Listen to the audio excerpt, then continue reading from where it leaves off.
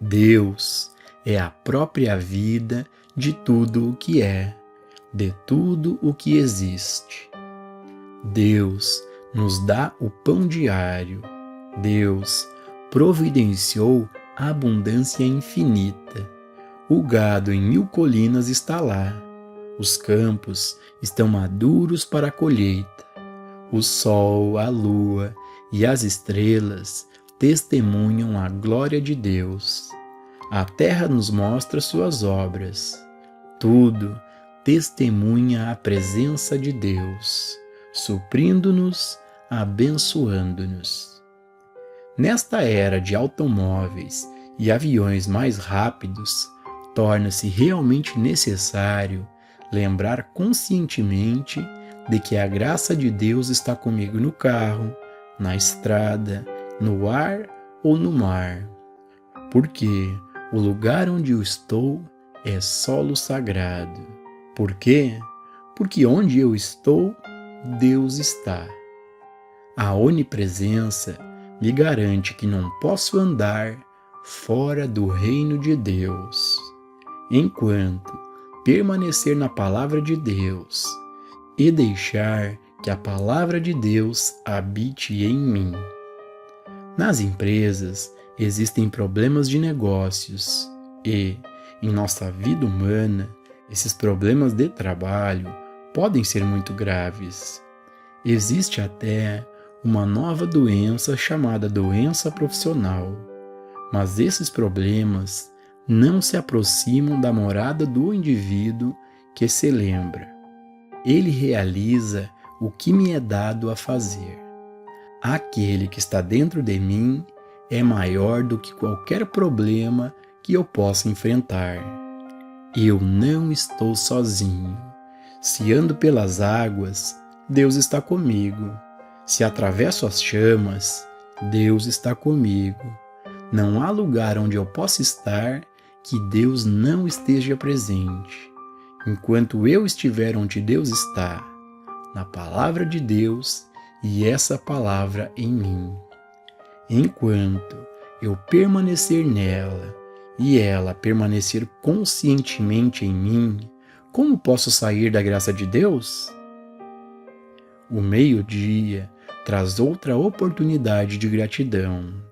Se recitamos nossos agradecimentos abertamente à mesa, ou se rezamos silenciosamente, de forma sagrada, secretamente interior, é realmente de nossa própria escolha, depende de nossa formação. Na verdade, se fôssemos levar as palavras de Cristo Jesus literalmente, daríamos graças silenciosamente, de forma sagrada e secreta, de modo que nenhum homem nos poderia ouvir e nenhum homem poderia nos observar, dando graças e louvor. Em Mateus, somos informados, mas tu, quando orares, entra no teu aposento e, fechando a tua porta, ora a teu Pai que está em secreto. E teu Pai, que vê em secreto, te recompensará publicamente. Isso não exclui a oportunidade de frequentar a igreja, templo, sinagoga ou casa de reunião, para se unir em oração e ação de graças. Ah, não! Isso está ocorrendo onde 2 ou 3 estão reunidos em meu nome. Mas não acreditemos que devemos limitar nossas orações a essas ocasiões. Devemos orar como Paulo ensinou, sem cessar. E isso significa que devemos aproveitar mais a oportunidade de orar silenciosamente, de forma secreta e sagrada, mais do que aquelas oportunidades de adoração pública. Embora tenha sido dito muitas vezes que viver a vida de Cristo é uma impossibilidade nesta era moderna, qualquer afirmação desse tipo é inverídica. É possível viver a vida de Cristo hoje. É verdade que, A princípio, isso pode nos fazer parecer estranhos para os outros, mas não precisamos exibir publicamente nossa vida em Cristo. Podemos deixar que isso seja visto por seus efeitos, assim como todos os nossos alunos foram ensinados a não fazerem proselitismo, nem se vangloriarem, mas a manterem os dedos nos lábios e deixarem sua vida testemunhar os princípios pelos quais vivemos. Eu ouvi os alunos me dizerem como era difícil quando seus amigos fumavam, mas eles não. Os amigos tomavam coquetel, mas não o faziam. Eu percebo isso. Percebo como é estranho quando nossos alunos começam a se afastar de festas ou conversas onde são contadas piadas sem graça. Embora seja um pouco estranho, não é impossível e nem é difícil. Muito em breve encontramos um milagre. As pessoas que a princípio nos acharam estranhas agora começam a nos homenagear porque não somos atormentados por tabaco, álcool ou drogas e não nos entregamos a imoralidades ou obscenidades que fazem parte do mundo humano. Somos mais respeitados por essas qualidades. Do mesmo modo, foi dito que os empresários não podem seguir a regra de ouro. É preciso apenas examinar empresas como JCPenney ou a regra de ouro dos alfaiates de Cincinnati, para ver como isso é ridículo, para ver como é possível viver de acordo com esses princípios. Existem milhões de pessoas que disseram que não podiam pagar o dízimo, porque 10% de sua renda é demais para dar a uma atividade espiritual. Eles precisam apenas olhar para aqueles que agora estão dando 60%, 70% e 80% de sua renda e ainda tem riqueza sobrando todos os anos, para saber que é uma falácia acreditar que existe alguém na Terra que não pode preencher os requisitos do dízimo. Na verdade, há apenas um requisito. Temos que sentir gratidão por nossa atividade espiritual. Se temos gratidão, esses 10% se tornam uma quantia muito pequena. Se nossa atividade espiritual traz paz no coração, paz de espírito, paz de alma, saúde física, resistência moral e até conforto corporal, 10% é muito pouco. Mas não acreditemos que seremos recompensados dando esses 10%, pois não podemos barganhar com Deus. Esses 10% são uma oferta voluntária de gratidão, sem restrições. Se não podemos dar nesse sentido, então nem devemos dar.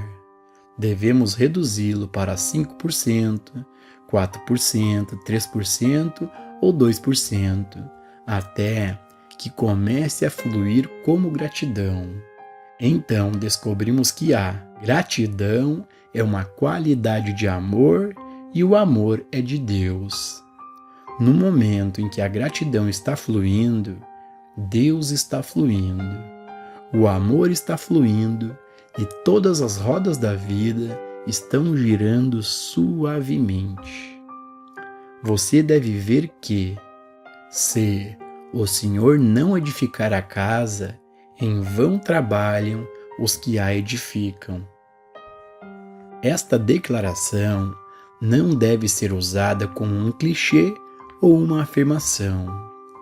Deve-se entender que isso significa que, antes de empreender qualquer atividade, e isso certamente inclui levantar-se pela manhã, não espere muito daquele dia, se você não teve a experiência real do contato com Deus e recebeu a garantia interior: eu estou em campo.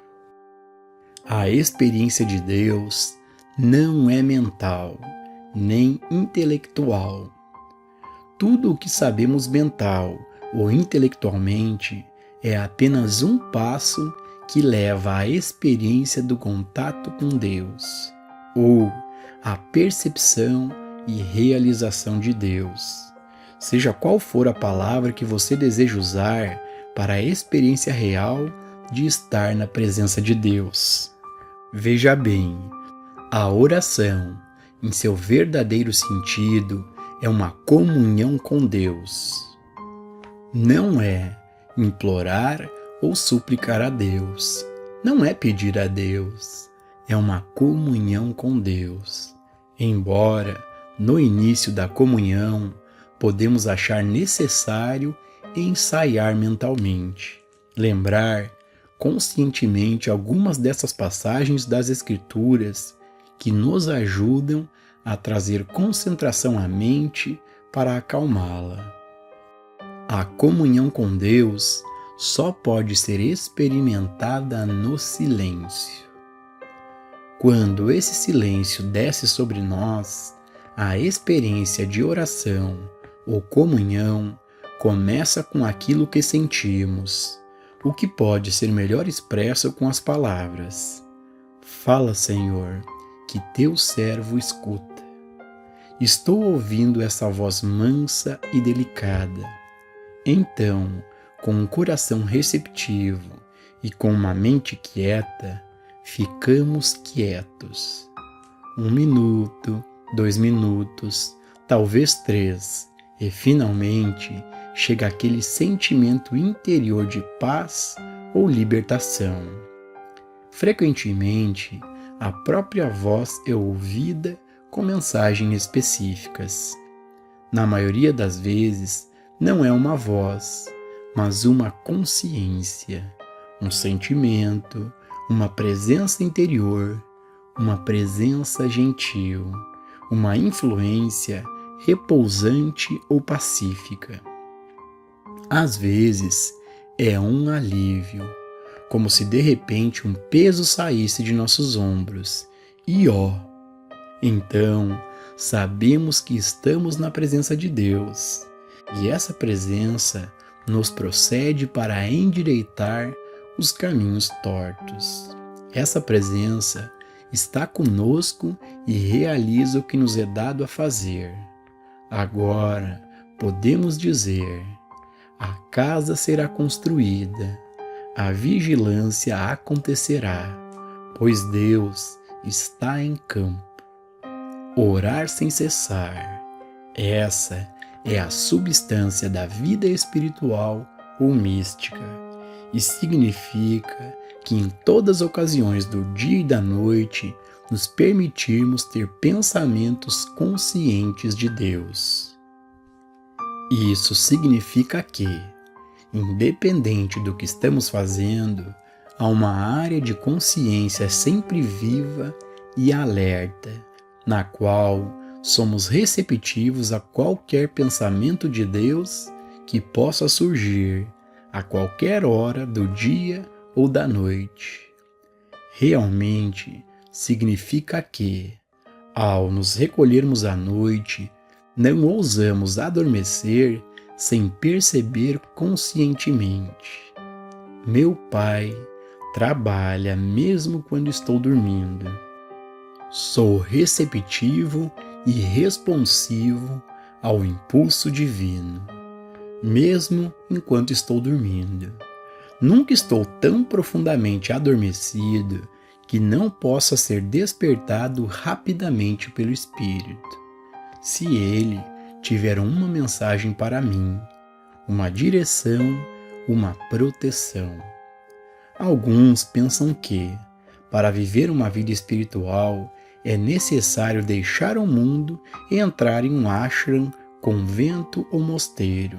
Certamente, você percebe que aqueles que podem ir a um convento, a um mosteiro ou a um ashram e deixar o mundo lá fora experimentam um enorme benefício, quer passem um dia, uma semana, um mês, ou, como poucos, deixam este mundo para viver essa vida. É por isso que os retiros agora organizados nas igrejas protestantes, como há muitos anos na Igreja Católica Romana, são de tremenda importância para homens e mulheres, especialmente no mundo dos negócios. Agora, eles podem sair na noite de sexta-feira até a segunda-feira de manhã e viver uma vida de meditação, oração e concentração nas coisas de Deus. Mas, para aqueles que não podem tirar proveito dessa oportunidade, ainda existem 24 horas por dia em que podem se recolher no santuário de seu próprio ser. Hoje em dia, mais igrejas do que nunca estão abertas para as pessoas passarem tempo em meditação e oração. Os escritórios têm banheiros silenciosos, as casas têm banheiros ou varandas. Todo mundo que é verdadeiramente guiado pelo Espírito encontrará dezenas de oportunidades durante o dia para se recolher em um lugar calmo, onde poderá perceber e realizar a graça de Deus interiormente. Essa, é claro, é a meta. Quando chegamos a esse nível de consciência, onde não vivemos mais por força ou por poder, quando a graça de Deus realiza as nossas tarefas através de nós e dentro de nós, e está sempre à disposição para aconselhar, instruir, liderar, alcançamos então o objetivo de nossa vida espiritual. Não é necessário deixar o mundo, pois o Mestre Jesus disse: "Não peço que tires meus discípulos do mundo, mas eles não são do mundo como eu não sou." Portanto, neste momento de nosso desenvolvimento, nós, que estamos no caminho espiritual ou místico, não deixamos o mundo. Somos necessários nos negócios, nas escolas, na política, nos tribunais, permanecendo sempre na presença de Deus. Existem aqueles que servem à humanidade de fora da atividade habitual deste mundo e são uma grande bênção, pois foram chamados para esse modo de vida. Mas, até sermos chamados, devemos permanecer no mundo, mas não sermos dele. Vivemos séculos em que o trabalho religioso do mundo foi realizado por padres e rabinos, e o resto do povo era leigo. Esse dia está rapidamente desaparecendo. Assim, ainda haverá padres e rabinos para servir como professores, aqueles que lideram o caminho e estão na vanguarda. Eles instruirão e mostrarão os frutos da vida espiritual por meio de seu exemplo. Mas, se cada um de nós não se tornasse padre, ministro ou rabino, fracassaríamos em nossa missão, pois se pretende que todos vivam pela graça. Todos serão o reino de Deus. Todos devem ser ministros de uma forma ou de outra, não para servir como ministros de uma igreja, mas para ministrar onde estão, nos negócios, nos tribunais, na sala de aula, mostrando a mesma integridade espiritual que se espera de seus ministros, transmitindo a mesma luz espiritual, exemplificando as mesmas qualidades semelhantes a Cristo, que transformam este mundo no céu. Como você sabe, o trabalho do caminho infinito data da época em que me foi mostrado que a razão das discórdias do mundo é que Deus está presente apenas onde Deus é percebido e realizado. O resto do mundo pode queimar, o resto do mundo pode entrar em guerra e ser baleado em pedaços. O resto do mundo pode ser bombardeado. Deus não está interferindo nisso. As orações pela paz, que estão sendo ditas o tempo todo, se é que podem ser dignificadas com este nome, são ineficazes. Rezou-se pela paz por muito tempo antes do dia do Mestre Jesus, mas ela nunca foi alcançada. A razão é que Deus está onde Deus é percebido. Onde Deus é percebido e realizado, a graça de Deus está em expressão. Onde quer que você encontre grupo de pessoas que alcançaram a realização de Deus, encontrará paz, integridade, saúde, segurança e proteção. Você descobre que não estão à mercê ou capricho dos homens. É literalmente verdade que você não precisa temer o homem cuja respiração está nas narinas. Não precisa temer o que o homem mortal pode fazer a você, se você alcançou esse contato interno com o Pai. Paulo revelou muito disso quando deixou claro que você não é filho de Deus, a menos que o Espírito de Deus habite em você. Ele deixou muito claro que um ser humano não pode agradar a Deus e não vive sob a lei de Deus. Mas, quando esse mesmo ser humano recebe o Espírito de Deus, ele se torna filho de Deus. Ele vive sob a graça de Deus. Portanto, cabe a nós não andar por aí falando sobre Deus, especulando sobre Deus, mas alcançar a realização de Deus vivendo, nos movendo e tendo nosso ser nesta palavra, até que o próprio Espírito assuma e comece a viver nossa vida. Aqui também foi Paulo quem disse: vivo não mais eu, Cristo vive em mim. E o Mestre disse: eu de mim mesmo nada posso fazer. Se eu falo de mim mesmo, dou testemunho de uma mentira. É o Pai dentro de mim que faz as obras.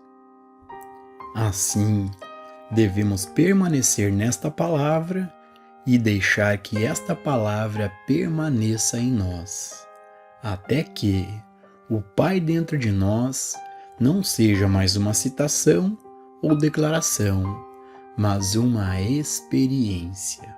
Quando o Espírito do Senhor Deus está sobre você, então você é ordenado e enviado, não apenas para curar os enfermos, mas também para prevenir doenças, ressuscitar os mortos, pregar o Evangelho, alimentar os famintos. Deus deve ser uma experiência viva para nós, e a Bíblia, para nós, deve ser um livro vivo. Veja, se lemos o Antigo Testamento e voltamos à história de Moisés, encontramos esse povo hebreu que, ostensivamente, era muito religioso, que sempre teve certeza de que seu Deus estava fazendo algo por eles. O que não percebemos é que eles estavam em escravidão, estavam em pecado, estavam em doença, mas tinham Deus nos lábios o tempo todo. Mas, quando Moisés recebeu a percepção e a realização de Deus, a iluminação, esse homem foi capaz de levar toda a nação para fora de sua escravidão. Mas não mantê-los fora, ó não. Ele estava na mesma posição que Jesus séculos depois, quando disse: Jerusalém, ó Jerusalém, quantas vezes quis eu ajuntar os teus filhos, como a galinha ajunta os seus pintos debaixo das asas, e tu não quiseste. Moisés Queria que eles soubessem e obedecessem à lei, mas eles não estavam preparados para essa experiência. E assim, eles recuaram e seguiram em frente. Recuaram e foram adiante novamente. Mas sempre que um profeta hebreu chegava, um indivíduo que alcançara a realização de Deus, esse alguém poderia elevar a nação. No tempo de Jesus, os hebreus tinham um grande templo e tudo o que acompanhava. Eles tinham muita religião, muita adoração, muitas cerimônias, muitos sacrifícios. Apenas uma coisa eles não tinham: Deus. Então, Cristo Jesus veio, um homem enviado por Deus, cheio do Espírito de Deus. E quantos milagres foram realizados por Deus por meio dele, de dentro dele. Às vezes, acredita-se que apenas Jesus tinha dons espirituais e poderes espirituais. Porém, durante 300 anos após o Mestre, grandes obras espirituais foram realizadas por aqueles que vieram sob a mesma graça, se não na mesma extensão, em sua medida. Trabalhos espirituais foram realizados na terra: cura espiritual, vida espiritual, liberdade espiritual, prosperidade espiritual. Por 300 anos, a graça de Deus trabalhou naqueles que alcançaram alguma medida de realização de Deus. Mesmo antes da época de Jesus, a história de Gautama o Buda foi contada. Ele era apenas o filho de um homem rico até receber sua iluminação. Então, ele se tornou chefe de uma atividade mundial, derramando bênçãos espirituais para muitos. Depois, houve Paulo em suas missões e João. Penso em outra grande luz, Maimonides, que surgiu entre o povo hebreu, no momento em que estavam em escravidão aos romanos, que foram perseguidos, aprisionados e mortos. Um homem inspirado espiritualmente com a graça de Deus, mudou a história de seu povo por séculos. Nanak, o grande líder espiritual do século XV, criou uma religião de paz, de alegria, de vida espiritual, e por 3 gerações seus seguidores prosperaram como um povo de paz.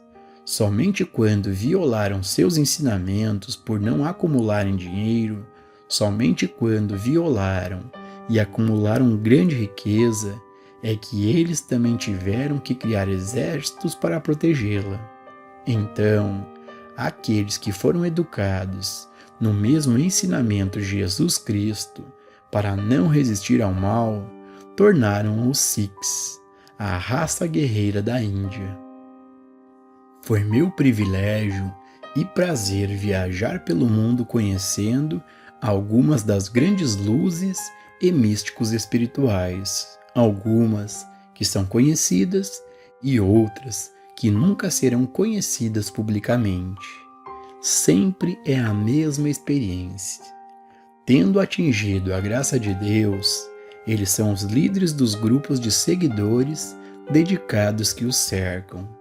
Nos últimos 75 anos, vimos que onde quer que o Espírito de Deus entre na consciência dos indivíduos, eles são libertados, pelo menos até certo ponto, das desigualdades deste mundo, carências, limitações, pecados, doenças, os desejos. Até um grão de realização de Deus é suficiente para nos libertar da maioria das misérias do mundo, o que 2 grãos não fariam. Onde está o Espírito do Senhor, a liberdade. Você acha que esta é uma declaração vazia? Você acha que isso é apenas uma citação ou um clichê? Este é um princípio espiritual da vida. Onde está o Espírito do Senhor, a liberdade. Onde está o Espírito do Senhor? onde é percebido e realizado. Você pode dizer sinceramente que preenche todo o espaço. De fato, sim, mas o mesmo aconteceu com a eletricidade antes de ser conectada para fornecer energia elétrica, luzes elétricas e todos os outros usos. Deus preenche todo o espaço, mas a atividade de Deus está somente onde Deus é percebido e realizado, na consciência daqueles que vivem na palavra e deixam que a palavra viva neles. E temos autoridade para isso. Se você não permanecer nesta palavra e não permitir que esta palavra permaneça em você, você será como um galho da árvore, que é cortado e murcha. Ninguém pense que a parte da raça humana que não vive na palavra e não deixa a palavra viver dentro de si, não seja aquele ramo que é cortado e murcha. Somente por permanecer nesta realização espiritual é que estamos conectados com a videira e a árvore. O capítulo 15 de João resume toda a vida de um místico. Contém o segredo da vida harmoniosa, imortal e eterna do homem, mesmo na terra. Se você permanecer nesta palavra, se você permanecer em mim e me deixar habitar em você, você dará frutos ricos, pois você é o ramo, eu sou a videira e Deus é a árvore. Se você não mantiver a palavra de Deus na sua testa, no seu braço e na entrada de sua casa, você será como um galho da árvore que é cortado e murcha. Você viverá uma vida de acaso, uma vida regida pela estatística. Hoje, todo mundo se tornou uma estatística. Todos sabemos onde podemos descobrir quanto tempo vamos viver ou quais são nossas chances de um acidente. Nós somos estatísticas. O homem espiritual não é uma estatística. O homem que tem a palavra de Deus nele não é uma estatística. Ele é o Filho de Deus, vivendo sob a graça de Deus. O Mestre estabeleceu um código de vida que podemos seguir. Não é um código reservado para aqueles em mosteiros ou conventos. É para aqueles de nós que andam neste mundo dos negócios, que permanecem no mundo, mas não são dele. Podemos prosperar em nossos negócios, em nossas profissões, em nossas artes e nossas ciências, pela presença de Deus. Podemos ser protegidos, alimentados, mantidos e sustentados pela presença de Deus. Em qualquer atividade que empreendamos, contanto que essa atividade não seja uma violação do Espírito Santo, a presença de Deus vai à nossa frente para endireitar os caminhos tortos e, às vezes, quando essa atividade viola a lei de Deus e a oração é sincera o suficiente, somos retirados dessa ocupação para outra.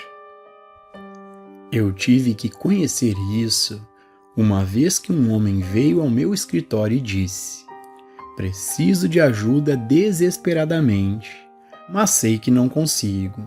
Eu represento uma cervejaria e não acredito que Deus jamais responderá à minha oração, enquanto eu estiver vendendo álcool para homens, para confundi-los." Minha resposta foi: "O lugar onde você está é terra santa. Se você precisa de ajuda e verdadeiramente está se voltando para Deus para isso, sua ajuda virá. Qual será o resultado do seu trabalho, não tenho como saber, mas eu sei o seguinte: a missão de Cristo na terra era perdoar os pecadores, não condená-los. Ele nunca os enviou para as trevas, ele os perdoou. fosse a mulher apanhada em adultério ou o ladrão na cruz. Nem eu te condeno. Vai e não peques mais. Sua missão inteira era mostrar a graça de Deus onde você estivesse e deixar que a graça o elevasse para além de onde você estivesse. Pedro teve que aprender essa lição quando tentou permanecer como judeu e se recusou a comer a carne de porco, o que mais tarde o impediria de ir a Cornélio, o gentil impuro. Ele teve que aprender a não chamar nada que Deus havia criado de imundo, porque Deus fez tudo o que foi feito. Enfim, o homem que veio ao meu escritório se voltou seriamente para Deus e foi retirado da sua ocupação em menos de 2 semanas. Assim, onde estamos agora na vida é o resultado dos estados errôneos de consciência que nos governaram. Mas, se nesses estados errôneos retornarmos à casa do Pai, teremos a experiência do filho pródigo, exatamente onde ele estava em seu banquete com os porcos. Ele se voltou e foi levado de volta à casa de seu pai. Não há lugar onde você possa estar, no céu, no inferno, no vale da sombra da morte, onde você não possa alcançar Deus e ser levantado. Há apenas um preço: sinceridade e integridade. Se falar de boca, quando estamos com problemas, traz poucas respostas, e isso se houver alguma. Muitos dizem, ó Senhor, Senhor, quando estão em apuros. Eles ainda não atingiram esse estado de integridade, como é frequentemente comprovado quando saem dos seus problemas e depois voltam a pecar. O Mestre advertiu contra este estado de pensamento. Nem eu te condeno, mas não peques mais, para que não te aconteça coisa pior. Alguns podem, em sua angústia, parecer-se voltar a Deus e não obter resultado, ou no máximo, receber auxílio temporário e depois afundar de novo. Digo que, a qualquer momento, esteja no seu leito de morte ou no pecado, se você se voltar para Deus, que não seja apenas para superar o mal presente, mas realmente no sentido de percepção, de arrependimento, então será possível ir de um extremo a outro. Veja Francis Thompson, que foi um poeta místico inglês, que saiu da sarjeta como viciado em drogas e se tornou um dos grandes místicos da Inglaterra. Nunca tomemos a atitude de condenação para conosco ou para com aqueles que procuram em busca de consolo e ajuda, independente de onde possam estar a qualquer momento. Vamos aceitá-los como eles se apresentam a nós e dar-lhes toda a ajuda que pudermos. Se os ajudarmos e eles não se sustentarem, isso é problema deles. Se a própria falta de sinceridade deles impede que sejam ajudados, esse caso é deles. Nossa parte não é julgar, criticar ou condenar, mas trabalhar com o que temos. Prata e ouro não tenho, mas o que tenho eu te dou. Portanto, se alguém está aleijado mental, física, moral ou financeiramente, temos nossa realização de Deus para oferecer aos que nos procuram. Como isso muda suas vidas é algo para refletir e demonstrar. Neste trabalho, há 2 partes no seu período de oração ou meditação. A primeira parte é você se lembrar conscientemente desses princípios espirituais, promessas espirituais, experiências espirituais das Escrituras. Traga-os ao pensamento consciente. Pense neles, pondere-os, se possível, contemple-os, até que algum fator espiritual seja revelado. Depois vem um período de silêncio para ouvir. Esta é a segunda parte da sua oração ou meditação, na qual o ouvido interno é aberto como se fosse ouvir a voz de Deus, sempre lembrando que, quando Deus profere sua voz, a terra derrete. Se você receber um impulso espiritual dentro de você, lembre-se de que o problema específico está derretendo e desaparecendo da sua vida. Nunca se esqueça de que é impossível alcançar um pouco de realização de Deus que seja e não se dissolver algum problema da experiência humana. E assim é que, na segunda parte de nossa oração ou meditação, somos quase um vácuo. Nós somos uma transparência. Somos um estado de consciência como se esperássemos algum desdobramento interno, sentimento interior ou experiência interior. Não ousamos descrever o que é, porque não sabemos a natureza da demonstração de Deus para nós. Podemos pensar que precisamos de um lar. Podemos pensar que precisamos de uma viagem. Podemos pensar que precisamos de emprego. Mas não ousamos orar por essas coisas. Sempre devemos ter a atitude em nossa oração. Não a minha, mas seja feita a tua vontade. Uma coisa a lembrar: nenhuma oração deve aconselhar a Deus ou procurar de alguma forma influenciar a Deus. Não se deixe prender nessas questões secundárias. Você não pode influenciar a Deus. Deus é o mesmo ontem, hoje e eternamente. Se você não está recebendo a graça de Deus, é apenas porque você está sem contato. Volte a entrar em contato e a graça fluirá. Deus é a mente onisciente. Você não pode dizer a Deus o que você precisa.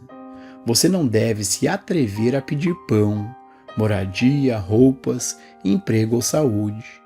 Deus é a inteligência infinita deste universo, e vosso Pai sabe o que vos é necessário antes de vós lhe pedirdes. E o vosso Pai agradou dar-vos o reino, mesmo antes de você perguntar. Portanto, você deve ir a Deus como uma alma humilde, uma alma vazia. Encha-me, Senhor, que sejas a minha graça. Isso é tudo. E quando a realização de Deus ocorrer, você descobrirá que suas necessidades serão atendidas, pois Deus é uma lei de realização. Deus é realização. Não acreditemos que o homem mortal é mais sábio que Deus. Não acreditemos que Deus fará de tudo para fazer por você o que Deus não está fazendo pelos outros. A chuva de Deus cai sobre os justos e sobre os injustos. Faça o contato e você encontrará a graça de Deus fluindo. E nunca terá que dizer a Deus o que você precisa ou deseja.